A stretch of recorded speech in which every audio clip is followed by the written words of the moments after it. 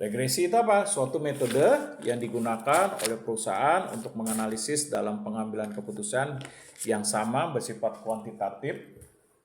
Nah, dengan menganalisis faktor atau variabel yang memberikan dampak atau sebab akibat. Nah, contohnya misalnya ingin mencari seberapa besar sih pengaruh untuk mencari seberapa besar sih pengaruh motivasi kerja yang ditingkatkan perusahaan dalam mendorong pencapaian kepuasan kerja. Nah, itu bisa dilakukan. Nah, selanjutnya jelaskan bagaimana bentuk pengambilan keputusan yang sifatnya rutin. Keputusan bersifat rutin itu misalnya keputusan yang dilakukan secara berulang-ulang kali gitu Pak. Misalnya penjadwalan karyawan gitu dilakuin berulang-ulang kali gitu Pak. Terus misalnya absen mahasiswa. Nah, itu contohnya, penjelasannya betul, contohnya, penjelasannya bukan contohnya, penjelasan. Keputusan rutin itu dilakukan secara prosedur tetap seperti SOP gitu Pak. Bukan. Pengambilan keputusan rutin apa? Pertama, sudah diketahui permasalahannya, informasinya sudah tersedia, sudah dapat diketahui apa gejala-gejala yang ditimbulkan dari permasalahan tersebut sehingga memudahkan untuk menganalisis dalam pengambilan keputusan. Sehingga dapat dilihat bagaimana proses pengambilan keputusannya, prosedurnya, ketentuan aturannya, sampai bagaimana keputusan itu diambil. Nah, gitu. Nah, udah, silakan duduk. Nah, terakhir.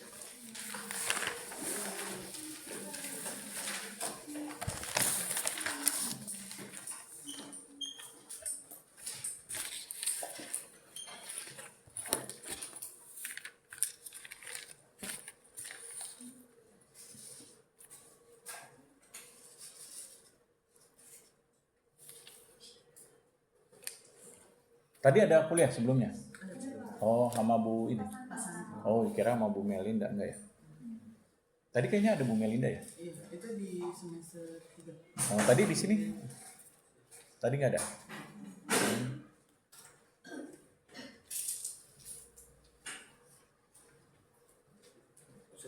Oke, makasih.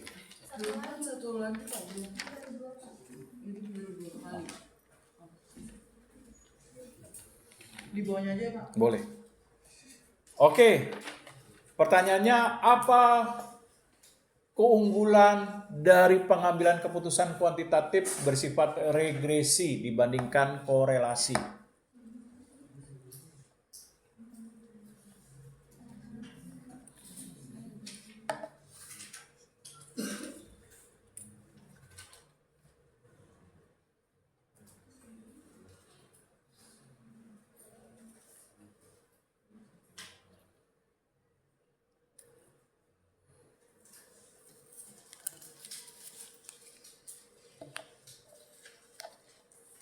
Keunggulannya apa? Pertama, metode pengambilan keputusan regresi berdasarkan kuantitatif, keunggulannya dibandingkan korelasional. Pertama, regresi dapat digunakan untuk menganalisis sebab akibat dari pengaruh yang ditimbulkan dari faktor atau variabel yang digunakan berupa variabel bebas ke variabel terikatnya. Yang kedua apa? Dapat mengetahui seberapa besar hasil nilai pengaruhnya dalam peningkatan terhadap variabel bebas ke variabel terikat.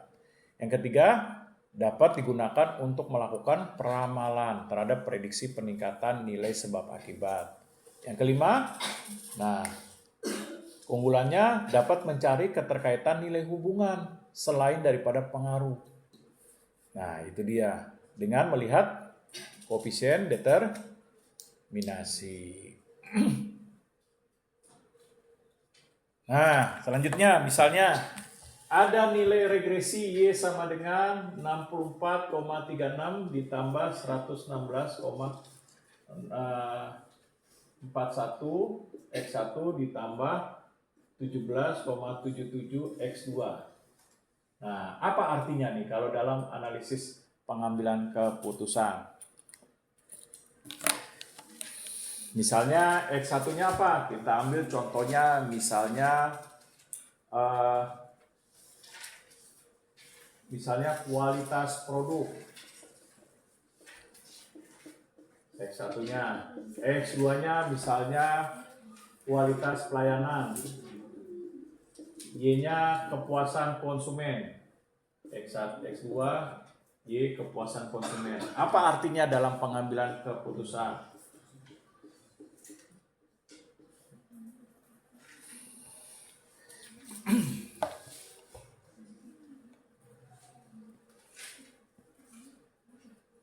Pak Santo bahasa Inggris dong tadi. Oh, sosiologi ekonomi ya? Udah jago dong. Ah, masa? Kalau boleh, saya tanya dong. Apa sosiologi ekonomi dalam sistem kapitalis? Oh, masa udah belajar nggak tahu? Coba Neng, apa tuh sosiologi dalam ekonomi kapitalis?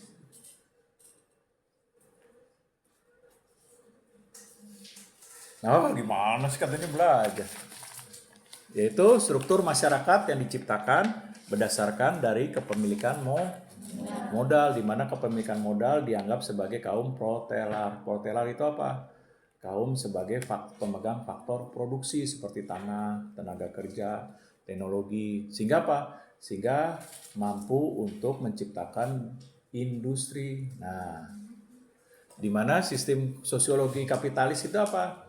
Nah, pemilik modal lah yang menggerakkan nilai ekonomi dalam menghasilkan barang ataupun jasa. Nah, untuk bisa menggerakkan nilai ekonomi berupa barang dan jasa berarti apa? Memerlukan kaum pekerja. Nah, di mana kaum pekerja itu harus dianggap sebagai mitra dari kaum kapitalis. Nah, seperti apa? Memperhatikan kesejahteraannya, gajinya, bonusnya, insentifnya, lalu sistem hubungan ketenaga kerjaan dengan industri.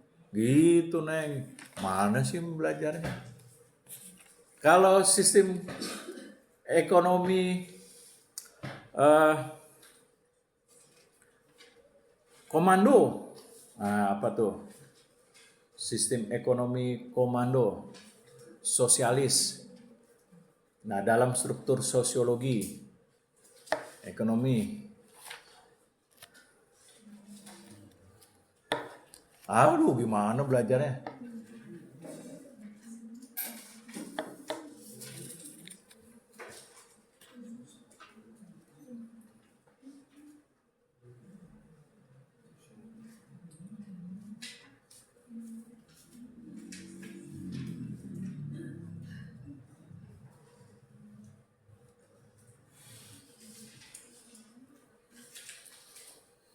Apa ya coba?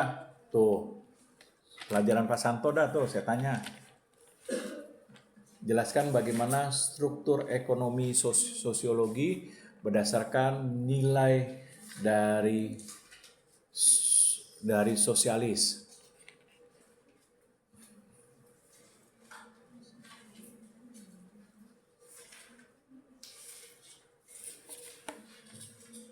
Ayo.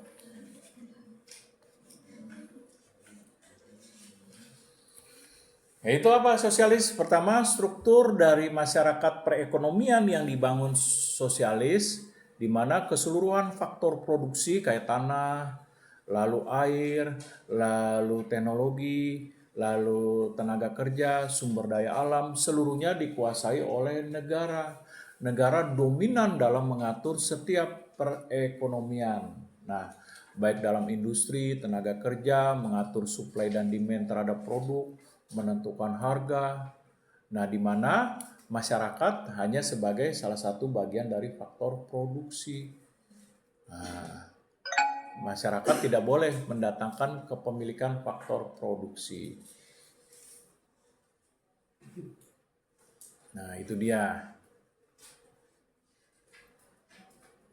Nah, selanjutnya dalam struktur ekonomi sosiologi. Nah, mengapa bisa terjadi bentuk-bentuk ketimpangan ekonomi terhadap masyarakat kota dan masyarakat desa. Belajar gak? Nah, kebetulan saya dulu pernah mengajar tuh, makanya tahu. Udah lama sih, udah 3 tahun yang lalu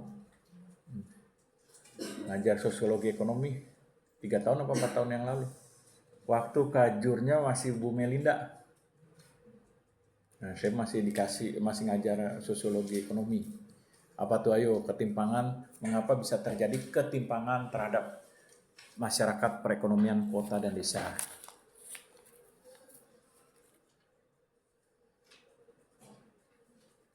Nah, pertama apa? Kurangnya kreativitas dan inovasi yang terjadi di masyarakat desa karena kurang tersedianya fasilitas dan sarana yang mendukung dalam menghidupkan nilai perekonomian di desa.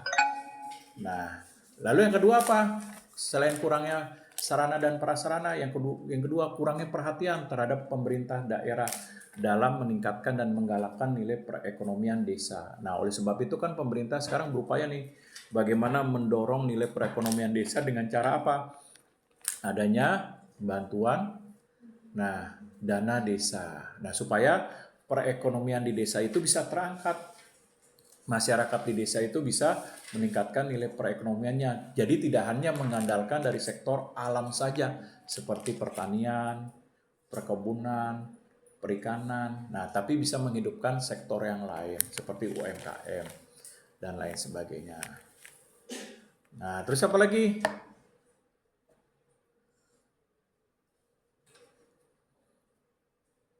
Gimana belajar sosiologi ekonomi nggak ngerti apa-apa.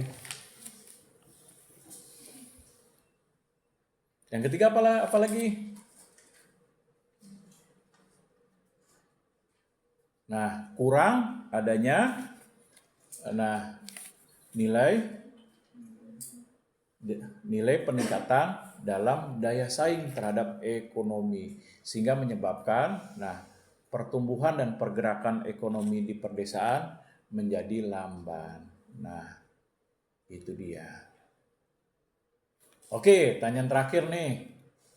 Nah, jelaskan bagaimana model stratifikasi sosial yang terjadi dalam ekonomi sosiologi.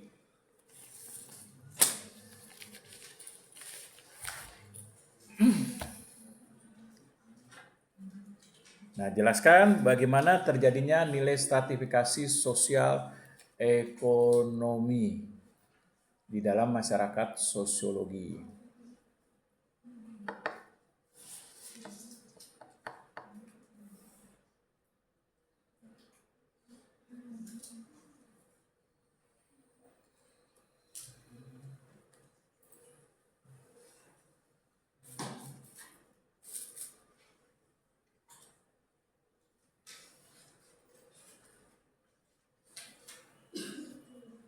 Nah, yaitu apa? Terjadinya nilai stratifikasi sosial berdasarkan nilai ekonomi masyarakat dari konsep sosiologi bersifat terbuka, yang artinya apa? Orang yang memiliki kondisi keuangan yang baik, nah, dia menduduki posisi nilai status sosial lebih tinggi. Nah, kecenderungannya apa? Di masyarakat lebih dihormati, disegani, nah, serta mendapatkan posisi yang baik di dalam status nilai sosial. Nah, seperti apa contohnya? Seperti Raffi Ahmad. Nah, dia mendapatkan nilai status sosial lebih baik sehingga memudahkan untuk misalnya dia berpolitik, meningkatkan nilai jaringan, lalu mengambil hati masyarakat ketika dia terjun dalam nilai politik, lalu mampu meningkatkan nilai jaringan sosialnya, nah, dan lain sebagainya. Oke ya, duduk dah. Habis ditanyain analisis pengambilan keputusan, nggak ngerti. Sosiologi nggak ngerti juga. Oke ya, kelompok silakan.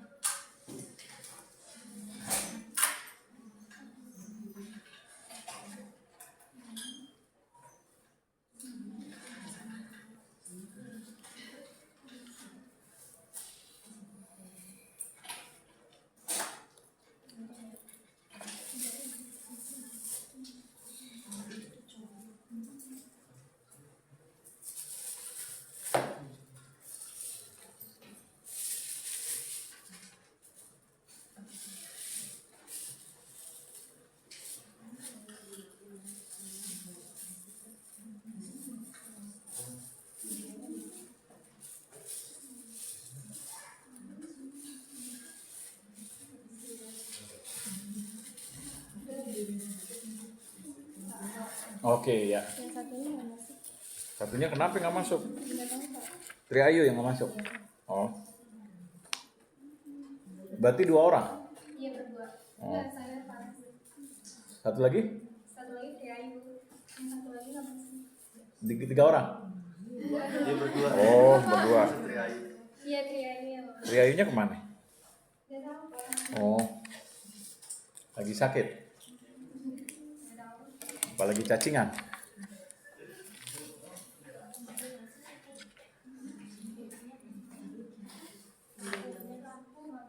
Matiin. Ya. Sudah. Belum ya? Enggak, tuh katanya. Yang bagus ya. Nih, direkam nih. Selamat siang semuanya. Kali ini saya akan membahas teori tentang teori X dan Y dalam pengambilan keputusan. Perkenalkan, nama saya Farah Syafira dari kelompok 11. Pengambilan keputusan adalah proses pemilihan atau alternatif dari berbagai pilihan yang tersedia untuk memecahkan suatu masalah atau mencapai tujuan tertentu. Dalam teknik pengambilan keputusan ini terdapat 2 kutub, yaitu keputusan otoriter dan keputusan partisipatif. Keputusan otoriter ini yaitu dibuat secara sepihak oleh pemimpin, tidak melibatkan anggota atau bawahannya dalam proses pengambilan keputusannya. Yang kedua itu ada keputusan partisipatif. Keputusan partisipatif ini melibatkan anggota dalam proses diskusi dan analisis. Oke, bentar. Maksudnya apa tuh? Proses pengambilan salah satu alternatif. Nah, coba dijelasin maksudnya apa? Yang pertama, Enggak, kata ini. Penjelasan kata proses pemilihan satu alternatif. Maksudnya apa nih? Dari penjelasan ini. yaitu proses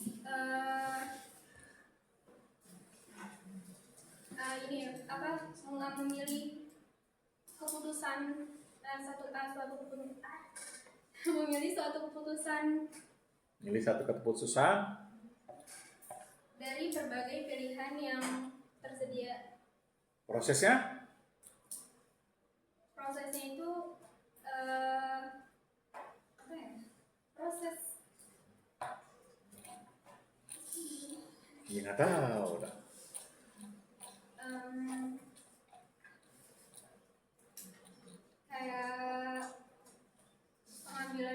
kayak mengambil proses itu kayak mengambil satu keputusan dari berbagai kayak ide-ide keputusan Apa dari tuh? berbagai keputusan yang harus diambil untuk memecahkan suatu masalah. Iya, maksudnya prosesnya seperti apa? Terus apa yang melatar belakangi pengambilan keputusan adalah proses.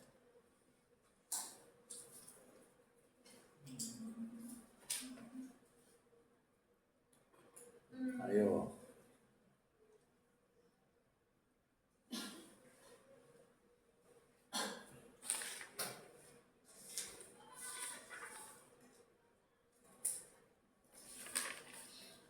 Proses apa ya? Nah, dalam menjelaskan jangan lupa, jangan sebelum langsung masuk definisi ada latar belakang dulu. Latar belakang ini apa? Pembuka dalam memberikan pemahaman dan penjelasan di awal mengapa pengambilan keputusan itu diperlukan, baru masuk definisi. Jangan langsung pengambilan keputusan adalah proses pemilihan. Nah, sama seperti Anda nih kan udah dewasa. Ketika ada seorang pria naksir ke Anda, nah langsung dikatakan I love you, pasti kan takut. Nah kan pendekatan dulu, betul nggak? Nah sama kayak presentasi kan pendekatan dulu, bagaimana menjelaskan latar belakang, apa maksudnya, kenapa ini dimunculkan, baru definisi itu. Sama kayak pendekatan, orang kan jatuh cinta, kenalan dulu. Nah namanya siapa? Nah alamatnya di mana? Nah kayak Ayu Ting Ting, alamatnya di mana? Nah habis itu apa? Baru ketemu. Baru ketemu intens, baru nyatain deh. Nah kan gitu prosesnya, nggak langsung nyatain, kan takut kalau orang. Nah, berarti apa? Kalau kita melakukan upaya pengambilan keputusan itu perlu dilakukan di dalam organisasi ataupun secara individu. Dengan adanya pengambilan keputusan berarti apa? Perusahaan menentukan langkah, menentukan kebijakan, menentukan upaya pengambilan tindakan secara strategis untuk apa? Untuk menentukan tujuan, sasaran, memajukan organisasi, merumuskan strategi, dengan adanya keputusan mampu untuk melakukan evaluasi dan pengendalian. Nah, dalam upaya pengambilan keputusan memerlukan adanya proses. Proses ini apa? Bicara tahapan. Nah, tahapan yang dilakukan berdasarkan dari ketentuan, aturan, prosedur yang perlu diamati, diteliti, dan dianalisis dalam pengambilan keputusan. Di mana tahapan ini apa? Memerlukan adanya data, informasi, untuk dapat menganalisis suatu kejadian dan peristiwa, mengapa perusahaan atau individu perlu untuk mengambil keputusan. Nah, keputusan-keputusan yang diambil dalam organisasi jangan hanya satu, tapi kembangkan. Nah, kembangkan dengan berbagai bentuk pengambilan keputusan. Misalnya ada keputusan A, B, C, D. Misalnya ada 4. Nah, nanti keputusan ini harus dianalisis. Mana keputusan terbaik berdasarkan manfaat, nah, kemampuan perusahaan, nah, tingkat risiko yang dihadapi, nah, lalu apa dampak positifnya, dan lain sebagainya. Sehingga nantinya bisa melakukan upaya pengambilan keputusan secara tepat dan benar. Berdasarkan apa nih? Berdasarkan dari suatu maksud, dari suatu masalah yang dihadapi, dan lain sebagainya. Nah, tentu dalam pengambilan keputusan perlu apa? Keterlibatan dari pimpinan atau manajer. Nah, pimpinan dan manajer dalam pengambilan keputusan ini memiliki ciri khas dalam pengambilan keputusan yang dipengaruhi oleh apa? Bisa oleh karakter, bisa oleh sifat, bisa oleh kepribadian, bisa juga dipengaruhi dalam pengambilan keputusan oleh emosi, bisa dipengaruhi oleh gaya dalam kepemimpinan, kemampuan dalam analisa. Nah, sehingga melahirkan bentuk pengambilan keputusan. Nah, seperti apa? Salah satunya keputusan otoriter. Nah, otoriter ini apa? Dari kata autokrasi, yaitu pimpinan yang menerapkan pengambilan keputusan di mana pimpinan itu sendiri yang melakukan analisa, kajian, lalu dia sendiri yang akan mengambil keputusan. Kalaupun dia meminta pendapat masukan dari manajer atau pekerja hanya sebagai bentuk second opinion. Tahu second opinion, pendapat kedua, ya diterima syukur, nggak diterima ya nggak apa-apa, atau dijadikan sebagai informasi tambahan. Lalu bentuk partisipasif. Apa nih partisipasif? Dari kata participation atau sama dengan demokrasi. Nah, democration. Nah, apa ini demokrasi? Nah, yaitu para anggota seperti manajer, pekerja dilibatkan dalam pengambilan keputusan. Apa saran kamu? Apa masukan kamu? Apa usul kamu? Nah, dari apa yang saya uraikan pengambilan keputusan ini, ada gak kekurangan-kekurangannya? Kelemahannya di mana? Ayo kasih pendapat, kasih usulan, kasih masukan, kasih kritik, kasih saran. Nah, ini yang nantinya pimpinan akan mendengar. Nah, kalau pimpinan punya sekretaris asisten, dia bilang, tolong catat. Nah, habis catat, mana dia pelajari, dia analisis, nanti bisa digunakan dalam upaya pengambilan keputusan dengan apa? Menghimpun keseluruhan masukan, saran, dan kritik dari para anggotanya, misalnya dari pekerja ataupun dari manajer. Nah, nantinya pengambilan keputusan bisa digunakan untuk apa nih? Untuk mengelola sumber daya manusia. Supaya kenapa? Supaya pekerjanya biar rajin, biar tekun, biar giat, biar produktif, biar berkinerja, memiliki loyalitas dan komitmen apa yang perlu dilakukan? Berarti memperhatikan pengelolaan sumber daya manusia. Nah, pengelolaan sumber daya manusia ini apa? Memerlukan adanya keputusan. Nah, dalam mengelola sumber daya manusia secara tepat dan benar. Nah, keputusannya apa nih? Berdasarkan nilai perspektif pendekatan teori X dan Y. Perspektif itu apa sih? Ada yang tahu perspektif? Oke, sudut pandang. Bagaimana pola pikir? Nah, lalu bagaimana nilai mindsetnya? Nah, alur dari mekanisme pola pikir yang diciptakan terhadap upaya untuk analisa, kajian, evaluasi, kontrol yang digunakan dalam pengambilan keputusan. Oke, ya lanjut nih. Douglas McGregor Douglas MC. pada tahun Nah, jangan lupa MC Gregor, jangan MC. Douglas MC Gregor Gregor. Nah. pada tahun 1960 melalui karyanya The Human Side of Enterprise memperkenalkan dua konsep yang saling bertolak belakang mengenai motivasi manusia yang dikenal sebagai teori X dan teori Y. Teori X ini biasanya diasumsikan sebagai teori tradisional memandang manusia sebagai makhluk yang pada dasarnya tidak suka bekerja, kurang ambisi dan cenderung menghindari tanggung jawab. Sehingga manajer tuh harus menggunakan paksaan, kontrol ketat, dan ancaman hukuman untuk mencapai tujuan organisasi ataupun perusahaan tersebut.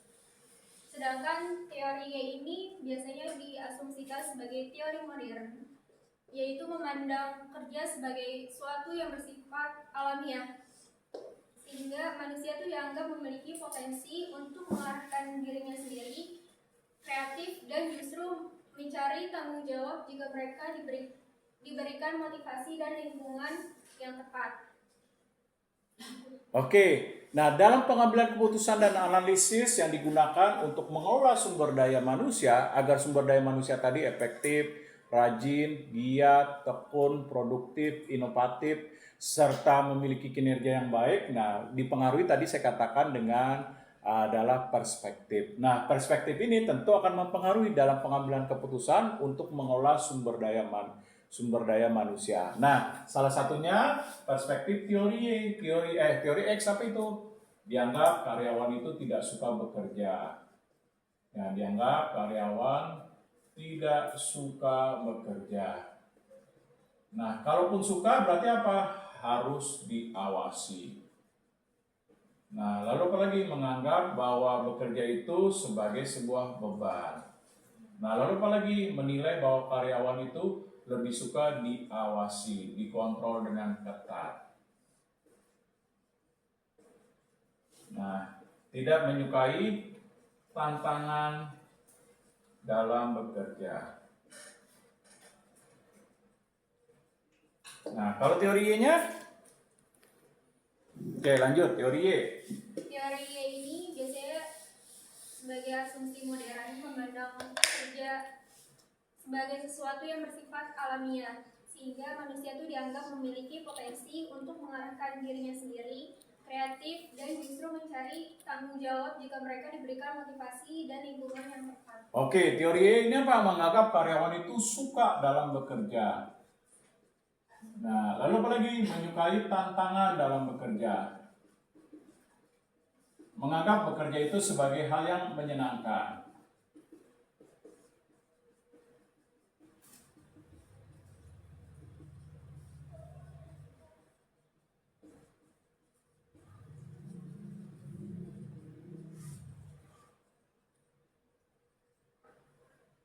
Nah, lalu menganggap bekerja itu seperti hal yang natural, seperti bermain, beristirahat, makan, nah, dan lain sebagainya. Dianggap sebagai hal yang natural.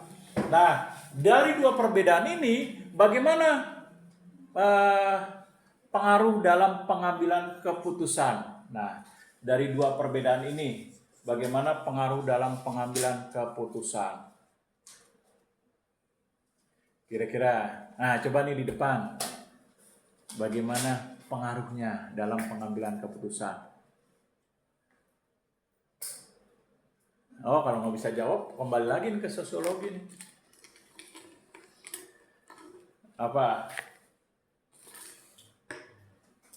Perbedaannya pertama apa nih? Jangan lupa perlakuan terhadap tenaga kerja atau sumber daya manusia akan berbeda. Yang kedua apa? Setelah perlakuan, pengelolaannya juga berbeda. Nah, lalu apalagi pelaksanaan dalam pengambilan keputusan juga berbeda. Nah, seperti apa nih perlakuan tenaga kerja atau sumber daya manusia yang berbeda? Nah, keputusannya kalau dinilai malas, nggak suka kerja, sukanya diawasi, nggak menyukai tantangan, berarti apa? Pengambilan keputusannya, perlakuannya. Karyawan harus diberikan hukuman, sanksi. Kerja nggak rajin, Anda silakan keluar deh. Anda nggak nyampe target penjualan, silakan Anda mengundurkan diri dari perusahaan saya. Nah, ini dengan ancaman. Lalu apalagi lalu dengan teguran, dari tadi kamu main HP terus, masih mau kerja gak di perusahaan saya? Anda kok nggak produktif? Main HP mulu, kapan Anda buat proposal? Nah, ini dia. Lalu apalagi?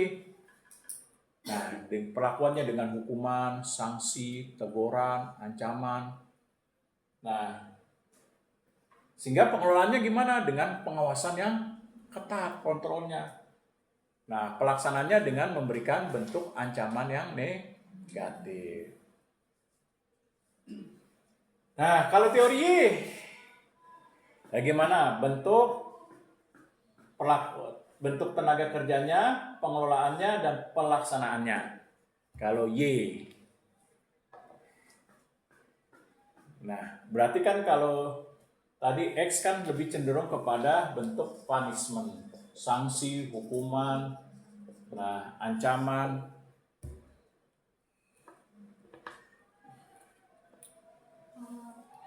Misalnya kalau yang Y itu dia kayak diberi bonus kan? Oke, dengan bentuk berbagai macam bentuk penghargaan seperti ada komisi, ada bonus, peningkatan promosi jabatan, lalu ada pelatihan, ada pengembangan, pemberian beasiswa, peningkatan fasilitas dan sarana, misalnya kerja Anda rajin, giat, tekun. Maka yang tadinya tenaga penjual, saya naikin karirnya menjadi tenaga eksekutif penjual. Nah, lalu karena selalu rajin, giat, tekun mencapai target, saya naikin lagi menjadi misalnya asisten manajer penjualan. Karena karir Anda bagus lagi, meningkat. Nah, selain asisten, saya naikin lagi menjadi staf ahli bagian penjualan. Nah, baru nanti setelah saya tingkatin lagi karena targetnya terus mencapai, maka saya bisa meningkatkan sampai kepada ASDIR, asisten direktur manajer pemasaran misalnya, atau sampai direktur manajer pemasaran. Nah, ini bentuk pelaksanaannya seperti adanya pemberian reward berupa promosi jabatan. Nah, lalu apalagi seperti misalnya kalian kerja rajin, misalnya mungkin ada yang nanti kerja di Bank BCA, kalian rajin, giat, dan tekun berprestasi sebagai teller. Nah, manajernya melihat, wah ini potensi nih bagi Bank BCA di cabang misalnya Sunter. Nah, suatu saat manajer wilayahnya lihat, kamu mau gak saya tingkatin karirnya menjadi kepala teller, tapi dengan catatan kamu harus misalnya tadinya S1, kamu harus S2 dulu ya, supaya nanti kalau kamu menjadi kepala teller, kamu kerja dengan rajin, giat, tekun, mencapai target, maka saya bisa naikin tuh kamu jadi kepala wilayah menggantikan saya kalau suatu saat saya dipromosikan misalnya. Nah, ini bentuk daripada contoh teori Y. Oke, lanjut. Dalam Oke. rangka teknik pengambilan keputusan Jangan dibanting. berbasis teori X dan Y ini kalau teori X itu menerapkan teknik pengambilan keputusan bersifat sentralistik, yaitu keputusan diambil langsung oleh manajer dan diteruskan ke bawahannya dalam bentuk instruksi yang kaku, sehingga tidak ada ruang untuk negosiasi atau masukan dari bawahannya ataupun staffnya. Dan kelebihan dari teori Y ini sangat efektif dalam situasi darurat atau krisis di mana keputusan harus diambil dalam hitungan yang cepat. Kekurangannya dari teori X ini menciptakan ketergantungan bawahannya terhadap pemimpin, sehingga jika pemimpin itu tidak ada, organisasi ataupun perusahaan tersebut akan lumpuh. Oke, jadi yang bagusnya adalah bagaimana menyeimbangkan antara X dan Y dalam pengambilan keputusan, melihat situasi, keadaan, dan kondisi. Misalnya contoh, karyawannya males, sudah dinasihati dengan baik, dipanggil, lalu ditegur dengan baik oleh empat mata, oleh atasan, lalu juga udah dinasihati juga di depan karyawan lain, tapi nggak berubah-berubah juga. Maka keputusan yang diambil bisa dengan teori X, yaitu memberikan ancaman. Nah, tapi kalau misalnya karyawannya dinasehati sudah bisa berubah dengan baik, ya sudah mulai rajin, giat dan tekun, maka perlakuan keputusannya berbeda dari yang tadinya memberi ancaman berupa punishment, bisa dengan menggantikan dengan memberikan reward atau penghargaan. Nah, ini dia. Jadi, baiknya mengkombinasikan dari kedua hal tersebut sesuai dengan situasi keadaan yang dialami oleh organisasi dalam perlakuan sumber daya manusia. Oke, lanjut. Kalau teori ini menerapkan teknik pengambilan keputusan bersifat partisipatif atau demokratik, yaitu menggunakan diskusi kelompok atau brainstorming dan delegasi wewenang. Brainstorming itu kayak ngasih masukan tiap bawahannya itu untuk mengambil keputusan tersebut, dan delegasi wewenang ini suatu manajer itu memberikan tugas ataupun tanggung jawab kepada bawahannya, dan sehingga bawahannya itu kayak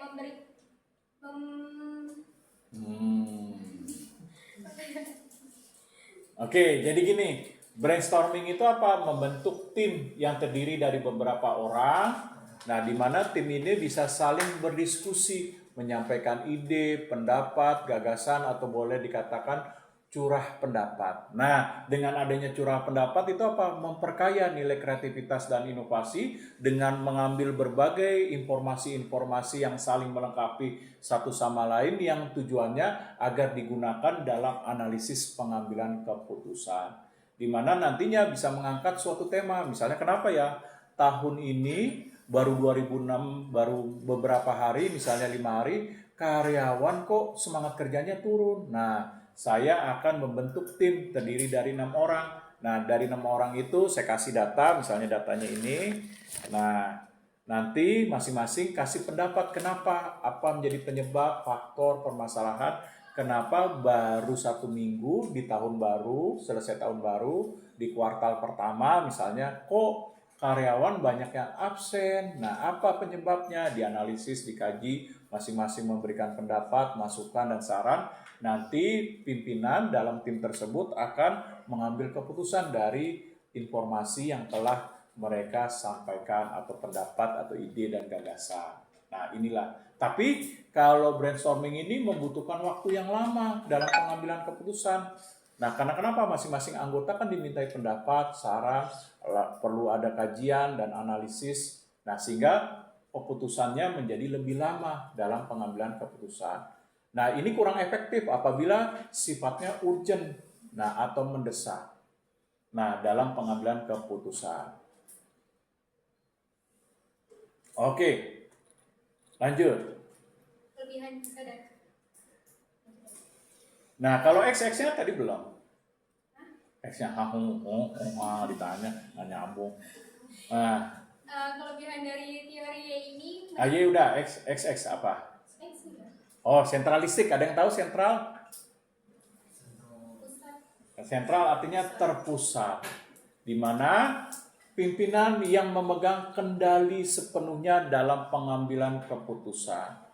Dia yang melakukan kajian, dia melakukan analisa, dia melakukan pertimbangan, sekaligus dia yang melakukan upaya pengambilan keputusan. Nanti tim-timnya atau anggota-anggotanya, dia pimpinan hanya menyampaikan ini keputusan saya berupa ini, kebijakannya berupa ini, perlakuannya seperti ini, nanti bentuk pelaksanaannya seperti ini, nanti evaluasinya begini, pengukurannya seperti ini. Nah, laksanakan. Nah, ini dia. Lebih bersifat instruksi. Nah. Oke, lanjut. Dalam studi kasus ini penerapan teori X yaitu contohnya sebagai industri manufaktur, perakitan atau assembly line di sebuah pabrik manufaktur besar yang menggunakan sistem dan berjalan. Pengambilan keputusan sering kali mengikuti asumsi teori X. Dalam konteks ini, pekerjaan bersifat repetitif dan memiliki SOP yang sangat ketat. Proses dalam pengambilan keputusan ini mengenai target harian, kecepatan mesin, dan prosedur keselamatan diambil sepenuhnya oleh manajer produksi atau teknisi senior, sehingga dapat menghasilkan keputusan dengan sangat cepat dan minim kesalahan teknis. Namun moral pekerja cenderung rendah karena mereka merasa hanya sebagai bagian dari mesin. Lalu penerapan dari teori ini, contohnya itu perusahaan teknologi, yaitu Google atau startup. Perusahaan seperti Google menerapkan teori Y dalam pengambilan keputusannya melalui budaya transparansi dan kolaborasi.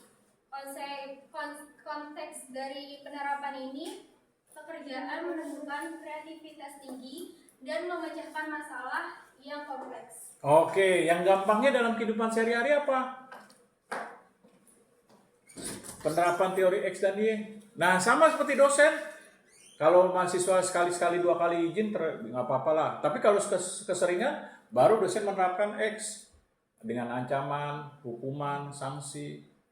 Karena kenapa? Ya kuliah masa izin terus. Nah,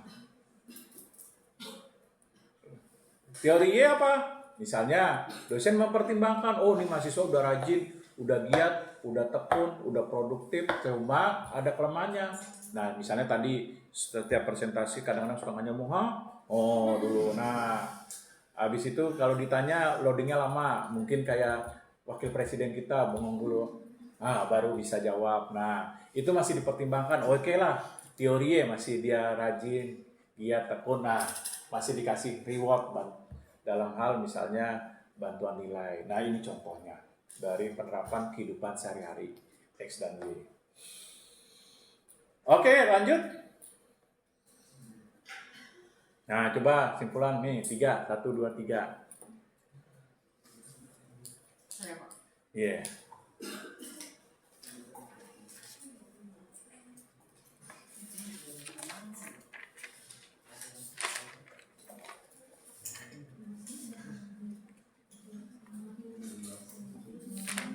Saya Pak. Kalau dari pengambilan keputusan ini tuh sangat perlu untuk suatu organisasi dan juga individu untuk diri sendiri. Nah, pas pengambilan keputusan itu ada 2 teori, yaitu teori X dan Y. Nah, teori X itu lebih kayak ngasih punishment ke karyawan. Nah, tapi juga teori X itu tidak melibatkan karyawan secara langsung.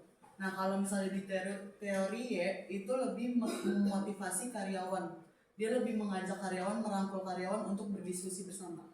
Oke, ya bisa. Dalam pengambilan keputusan teori X dan Y tergantung daripada tadi nilai kepemimpinan dalam menganalisis. X lebih tadi otoriter, dan Y lebih kepada partisipasif dari bentuk implementasi demokrasi, di mana Kalau sentralistik lebih kepada otoriter atau autokrasi, di mana pimpinan mengambil penuh dalam pengambilan keputusan. Oke, lanjut. Saya Pak, Mm-mm. mengkombinasikan teori X dan Y itu menjadi cara yang paling efektif dalam pengambilan keputusan. Manajer itu bisa bersikap tegas saat dibutuhkan, sekaligus melibatkan dan mempercayai karyawan juga pada kondisi tertentu. Nah, pendekatan ini tuh bisa membantu ngejaga disiplin kerja, terus juga bisa mendorong motivasi karyawan dan kreativitas dalam sebuah organisasi atau perusahaan. Oke, ya, bisa. Oke, terakhir. Nah, biar nggak ngantuk. Nah, Kalau menurut saya kesimpulannya keputusan bukan sekedar soal data, tapi cerminan bagaimana pemimpin memandang bawahannya. Di era modern, keberhasilan organisasi sangat bergantung pada kemampuan pemimpin untuk menerapkan prinsip Y agar keputusan yang diambil tidak hanya inklusif tapi juga mampu mendorong inovasi. oke, mendorong inovasi, kreativitas, lalu peningkatan potensi dan lain sebagainya. Ya, tutup. Sekian dari saya, terima kasih atas perhatiannya. Kurang lebihnya jangan dimaafin gitu. Oh, Apabila ada kesalahan. Oke. Assalamualaikum Waalaikumsalam warahmatullahi wabarakatuh. Ya.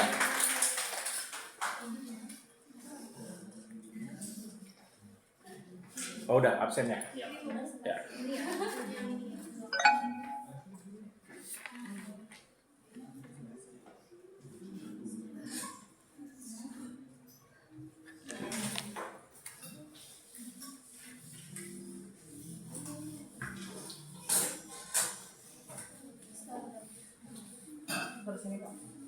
Oh, ya. Oke.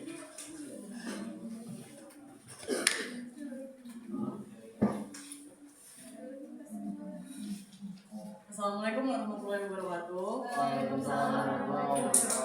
Selamat sore semuanya. Ya, sore. Sebelumnya kami ingin berterima kasih kepada Bapak Jeffrey Lukito selaku dosen analisa pengambilan keputusan dan juga teman-teman semua yang sudah menyempatkan waktunya untuk hadir dan mendengarkan pemaparan materi mengenai linear programming dalam teknik pengambilan keputusan. Perkenalkan, kami dari kelompok 13, saya Siti Balkis Bestian dan juga rekan saya izin untuk memandu presentasi pada sore hari ini. Sebelum masuk ke materi pertama, saya ada sedikit pantun, tapi kalau saya pantun jangan cakep ya. Siap. Tuh, siap. Kalau yang depan lagi ngomong, yang belakang jangan asik sendiri. Minta perhatiannya sebentar dong, agar materinya nyampe bukan hanya slide berganti. Langsung aja masuk ke slide pertama. Di sini mengenai latar belakang. Latar belakang ini di sini menjelaskan pengambilan keputusan merupakan bagian penting dalam kegiatan manajemen karena setiap keputusan akan mempengaruhi pencapaian tujuan organisasi. Dalam praktiknya, pengambilan keputusan itu sering dihadapi pada keterbatasan sumber daya seperti waktu, biaya, dan tenaga kerja, sehingga diperlukan pendekatan yang rasional, sistematis. Salah satu pendekatan yang digunakan adalah linear programming sebagai metode pengambilan keputusan kuantitatif. Nih, jadi itu pada latar belakang ini menjelaskan pengambilan keputusan itu sangatlah penting dalam suatu manajemen karena memiliki dampak yang sangat besar. Tapi nyatanya setiap kita ingin mengambil keputusan pasti kita selalu dihadapi dengan beberapa keterbatasan seperti waktu, biaya, dan juga sumber dayanya. Nah, contohnya itu seperti kejadian peristiwa banjir kemarin di Sumatera dan juga di Aceh, itu kan pemerintah harus cepat mengambil keputusan dengan keterbatasan fasilitas dan juga anggaran. Nah, pemerintah itu tidak langsung menangani semuanya sekaligus, tapi harus memperhitungkan mana yang harus diprioritaskan terlebih dahulu. Nah, pada peristiwa tersebut, pemerintah tidak hanya mengambil keputusan secara intuisi saja, karena kalau misalnya hanya mengandalkan pengambilan keputusan secara intuisi, pasti resikonya yang akan didapatkannya itu akan besar. Nah, makanya pada saat terjadinya peristiwa seperti itu, pemerintah harus merencanakan keputusan apa yang tepat. Nah, makanya menggunakan linear programming ini agar mendapatkan suatu keputusan dengan tepat dan minim resikonya. Seperti itu. Oke, jadi linear programming jangan lupa pendekatan kuantitatif, yaitu apa? Pendekatan dengan angka sebagai analisis dalam pengambilan keputusan menggunakan metode matematik. Nah, di mana nanti digunakan sebagai analisa. Nah, dalam hal apa? Dalam hal bisa meningkatkan dan mengoptimalkan, seperti mengoptimalkan laba, mengoptimalkan produksi, mengoptimalkan penjualan, dan lain sebagainya. Nah, fungsi daripada metode pengambilan keputusan kuantitatif juga untuk tadi memaksimalkan, untuk meminimalkan, seperti meminimalkan biaya atau efisiensi. Nah, walaupun dalam pengambilan kuantitatif dihadapkan dengan keterbatasan atau dinamakan fungsi kendala. Nah, fungsi kendala atau keterbatasan. Nah, keterbatasannya apa? Fungsi kendala tadi bisa uang, bisa mesin produksi, bisa teknologi, keterbatasan terhadap kendala waktu, nah, dan lain-lain. Nah, di mana dihadapkan hal ini nanti perlu ada pengambilan keputusan dengan apa? Dengan mempertimbangkan mengenai faktor-faktor yang diamati. Nah, faktor yang diamati ini bisa 2 atau 3 atau lebih. Contohnya, suatu perusahaan ingin memaksimalkan keuntungan. Dia mengkombinasikan dari 2 kegiatan produksi, misalnya sepatu dan sandal. Oke, silakan. Nah, nanti akan dilihat analisisnya berapa ketersediaan fungsi daripada tujuan dalam memaksimalkan keuntungan. Nah, dengan maksud dan tujuan, mana produksinya yang ditingkatkan, sepatukah atau sandalkah? Nah, dengan melihat fungsi keterbatasan, baik uang, mesin, teknologi, waktu, atau tenaga kerja. Nah, nantinya dengan penggunaan metode kuantitatif dihitung. Nah, mana keputusan terhadap kombinasi sepatu dan sandal yang optimal untuk meningkatkan nilai keuntungan, misalnya fungsi tujuannya. Oke, lanjut. Oke, pada slide Ya. ini kita Boleh, akan silakan. membahas konsep dasar pengambilan keputusan. Sederhananya, pengambilan keputusan itu adalah proses memilih satu pilihan terbaik dari beberapa pilihan yang ada. Jadi keputusan itu nggak langsung diambil gitu aja, tapi melewati beberapa tahap. Nah, untuk tahap yang pertama itu ada identifikasi masalah. Ini penting banget. Kenapa penting banget? Karena kalau dari awal aja kita udah salah nangkep permasalahannya, keputusan yang diambil itu juga bisa salah. Jadi kita harus benar-benar paham dulu sama masalah yang sedang terjadi. Nah, kalau kita udah paham nih sama permasalahannya, langkah berikutnya adalah mengumpulkan informasi yang relevan supaya kita punya gambaran yang jelas. Informasinya itu bisa berupa data, kondisi lapangan, atau faktor-faktor yang mempengaruhi masalah tersebut. Nah, dari informasi tersebut nih yang udah kita kumpulin, kita bisa susun beberapa alternatif solusinya. Jadi kita nggak hanya punya satu pilihan aja, tapi kita punya beberapa pilihan yang bisa kita pertimbangkan, yang sekiranya itu relevan sama masalah yang sedang terjadi. Di langkah terakhir, kita pilih keputusan yang paling efektif dan efisien. Efektif dan efisien yang dimaksud di sini artinya itu tujuannya tetap tercapai, tapi sumber daya yang dipakai itu nggak berlebihan. Oke, nah selanjutnya jangan lupa dalam pengambilan keputusan dengan linear programming kita analisis seperti apa datanya, informasinya, peristiwa, kejadiannya, lalu kita kaji supaya kita bisa mengembangkan berbagai alternatif-alternatif solusi yang tepat dengan melihat fungsi kendala maupun fungsi tujuannya, apakah untuk memaksimalkan atau meminimalkan, atau boleh dikatakan untuk efisiensi ataukah untuk memaksimalkan, seperti tadi memaksimalkan penjualan, keuntungan atau laba dan lain sebagainya. Meminimalkan itu apa? Misalnya meminimalkan terhadap sumber daya atau terhadap biaya-biaya yang dikeluarkan perusahaan atau cost. Nah, oke, lanjut.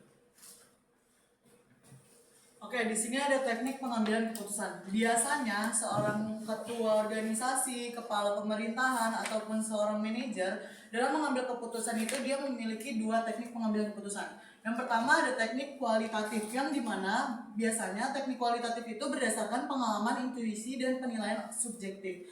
Nah, pengambilan keputusan secara kualitatif itu biasanya dilakukan oleh seseorang yang sudah berpengalaman dalam mengambil keputusan. Nah, yang kedua ada teknik kuantitatif, yang dimana teknik kuantitatif itu tidak hanya berdasarkan intuisi, pengalaman, dan penilaian subjektif saja, tetapi harus juga berdasarkan data angka dan juga perhitungan, karena agar menghasilkan suatu hasil yang objektif dan juga dapat dipertanggungjawabkan. Nah, contohnya yang tadi di peristiwa banjir Sumatera dan juga Aceh, pemerintah itu menggunakan dua teknik ini secara bersamaan, yang dimana teknik kualitatif itu pemerintah melihat kondisi tempat yang terdampak banjir. Nah, teknik kuantitatif itu pemerintah harus memperhitungkan data korban, jumlah tempat yang harus diperbaiki, dan juga bantuan yang harus disalurkan agar tepat sasaran, seperti itu.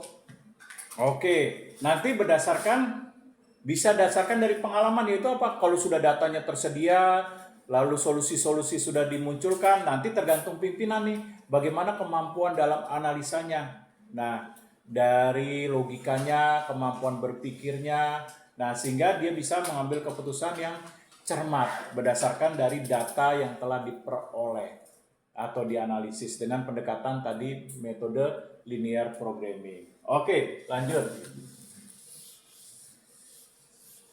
Nah, di slide ini kita akan bahas poin utamanya nih, yaitu linear programming.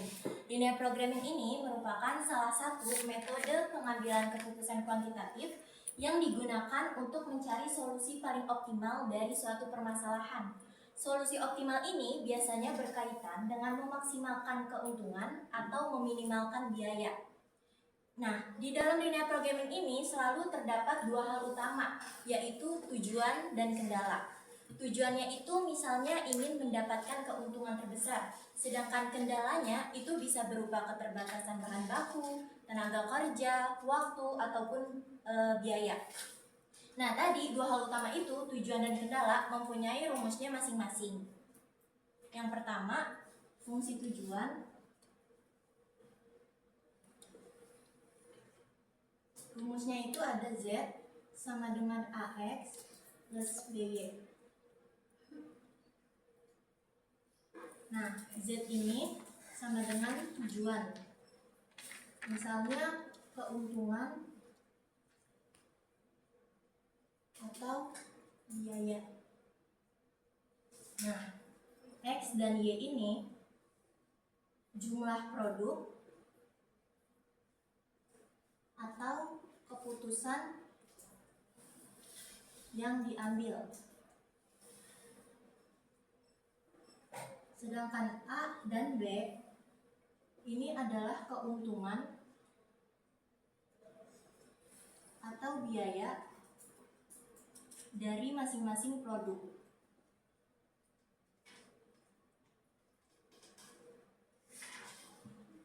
Nah, kalau misalnya fungsi kendala,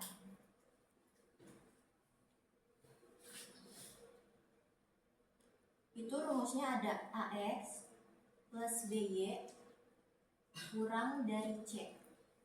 X lebih dari 0, Y lebih dari 0. Kalau fungsi kendala ini mempunyai dua arti. Yang pertama, keputusan yang diambil itu nggak boleh melebihi dari sumber daya yang tersedia. Makanya di sini ditulis kurang dari C. Yang kedua, nilai X dan Y itu nggak boleh negatif. Kenapa nggak boleh negatif? Karena nggak mungkin kita produksi atau pakai sesuatu dengan jumlah yang minus. Jadi intinya, linear programming itu bukan cuma asal hitung aja, tapi cara untuk mencari solusi paling optimal dengan tetap memperhatikan batasan yang ada. Oke, ya, lanjut. Udah. Oke, kalau udah, nah ini contoh contoh soal yang sederhana. Misalnya ada perusahaan terbatas UMKM, dia sudah bisa memasuki bisnis internasional, mengekspor misalnya tempe 2 produk memasuki bisnis internasional, dia sudah mampu mengekspor, nah 2 produk, mengekspor tempe dan tahu, katakan tempe dan tahu dengan kapasitas produksi 100 unit. Nah, kapasitas produksi 100 unit per bulan. Nah, dengan harga tahu, nah $30, tempe, nah katakan $40. Dengan waktu produksi,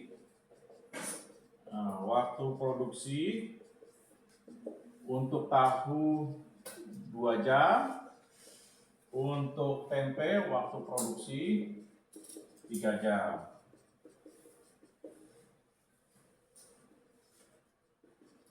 Nah, pertama tentukan fungsi tujuan. Kedua, tentukan fungsi kendala. Nah, yang ketiga, nah keputusan apa yang diambil.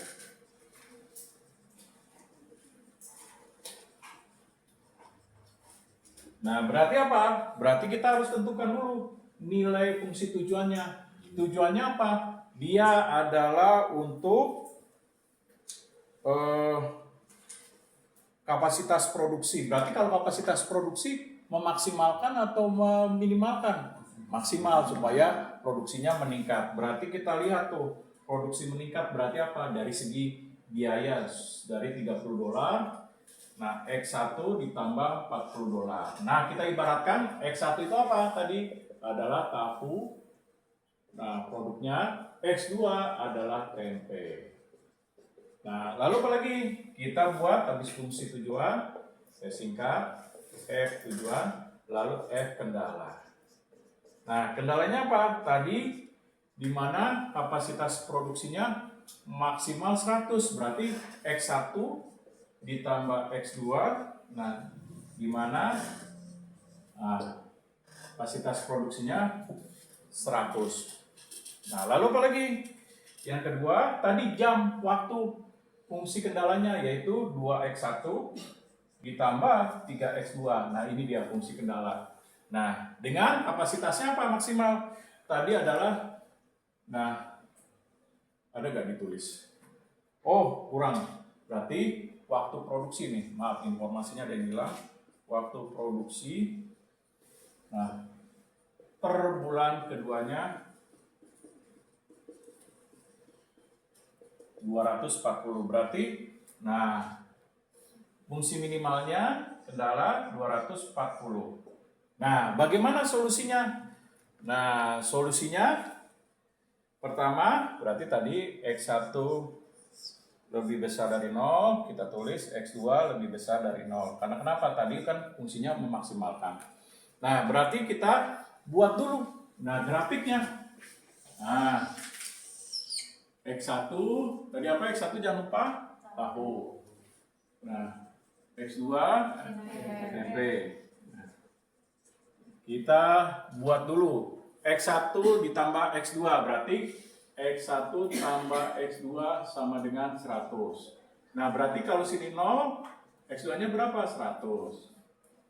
Nah, kalau X2-nya 0, X1-nya 100. Nah, berarti kita ibaratkan X1 misalnya kira-kira lah di sini 100. Di sini 100. Nah, lalu fungsi yang kedua, nah, 2X1 ditambah 3X2, nah fungsi minimalnya 240. Berarti, nah di sini kita ibaratkan X1-nya 0, nah X2-nya berapa? Nah, 240 bagi 3, berarti berapa? Ayo, 240 bagi 3. Waduh, nggak lulus nih. 80. Nah, ntar diomelin gubernur KDM. Nah, lalu apalagi kalau X2-nya 0, X1-nya berarti berapa? Ayo cepat. Nah, ntar diomelin kadang 20 ya nggak bisa perkalian. 12, betul. Nah, jadi kita gambar X1 120, katakan sini. X2-nya 80, katakan di sini, berarti perpotongan dia. Nah, lalu kita cari berapa solusi maksimalnya. Nah, berarti kita harus cari perpotongannya juga dengan cara situ to shift. X1 ditambah X2 sama dengan 100, 2X1 ditambah 3X2 sama dengan 80. Mana yang mau kita hilangkan terlebih dahulu? Misalnya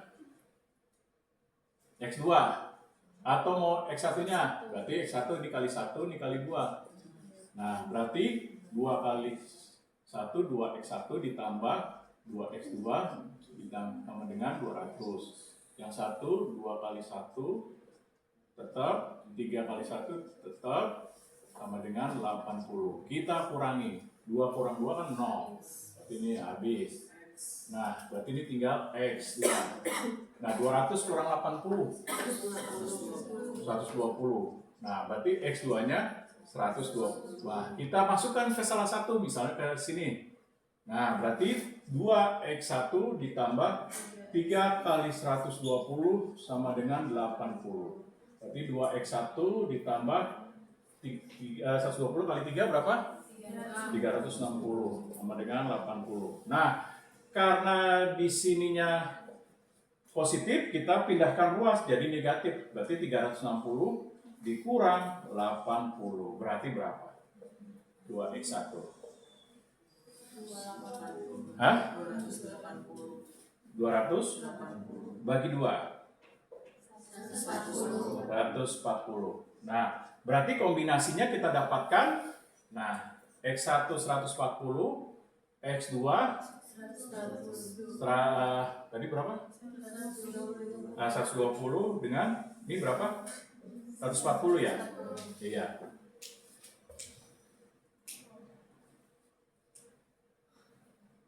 Benar ya?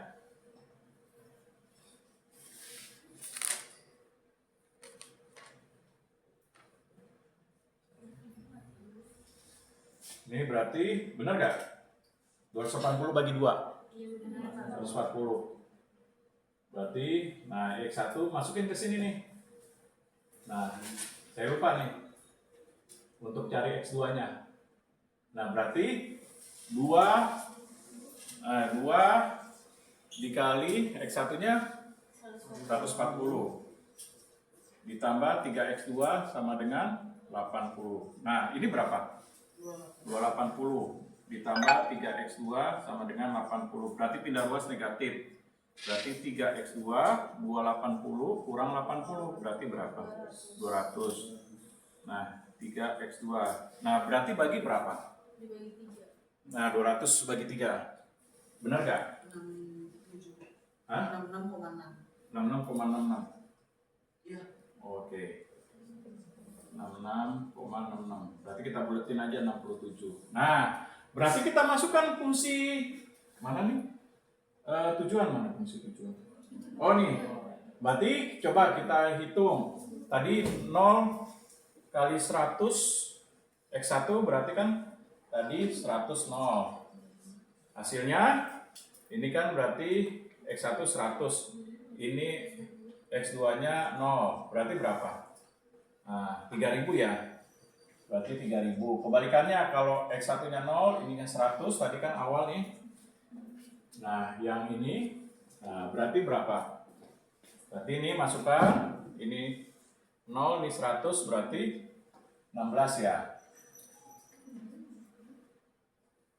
Nah, 3000 dengan 16 lalu. Nah, fungsi dari tadi X2. Nah, ini. Tadi berapa nilainya? X2. Belum yang satu-satu dulu. Di sini X1-nya 0. X1-nya 0. Berarti ini tadi kan 240 bagi 3 berapa? 240 bagi 3. 80. Berarti masukkan sini 0 kali 80 Nah, berarti 3.600. Nah, lalu apa lagi? Tadi masukkan yang sini 0, X1-nya di sini 0, berarti 240 bagi ini 120. Nah, masukkan nilai di sini.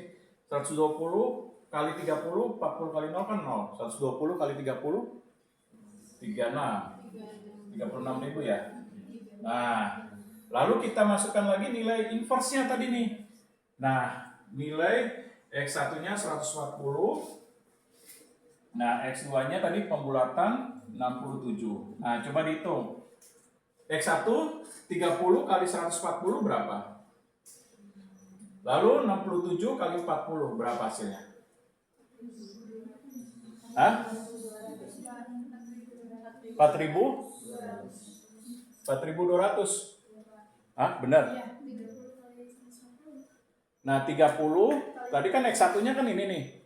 40 kali 67 berarti 30 kali 140.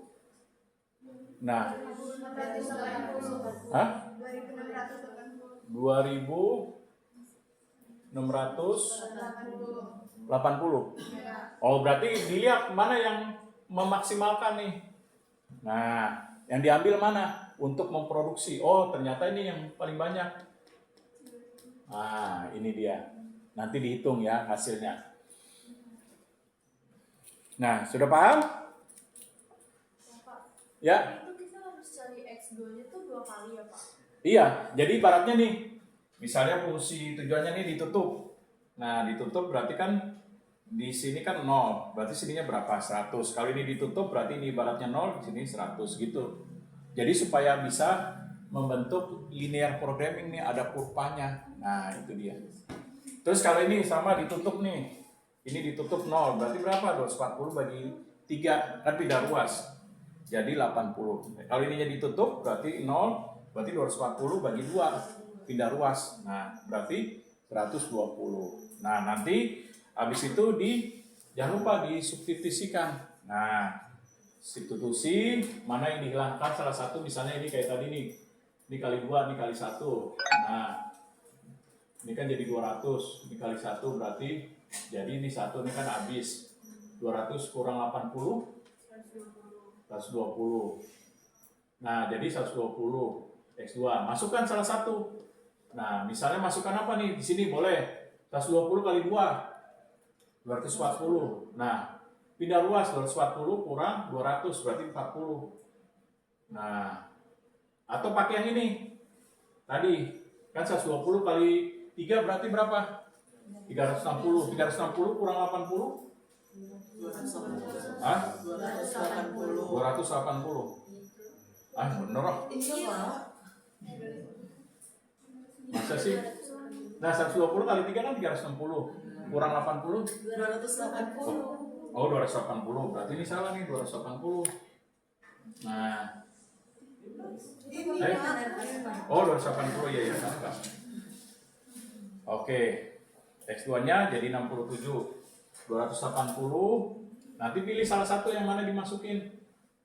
Nah, mau yang ini. Nanti 280 kali 3 berapa? Hah? 840. Ya. Hah? 840.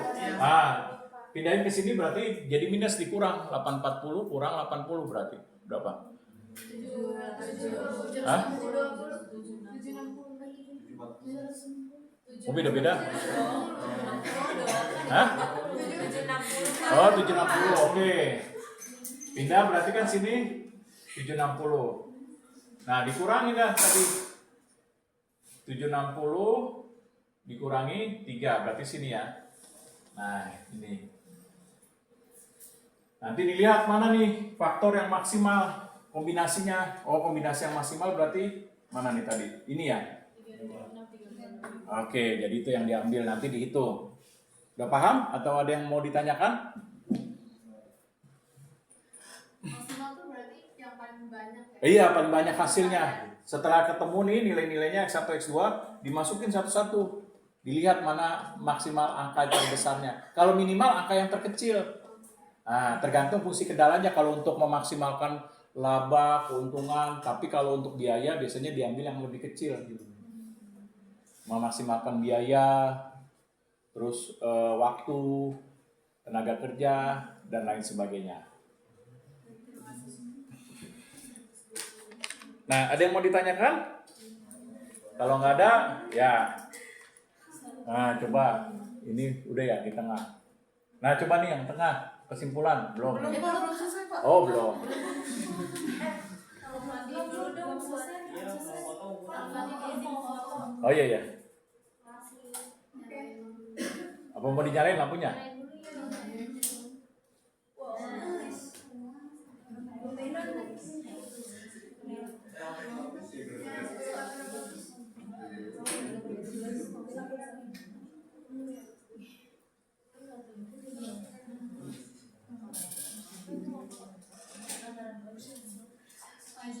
Ya? Maaf yang sebelah sini. Oh, nggak apa-apa. Silakan.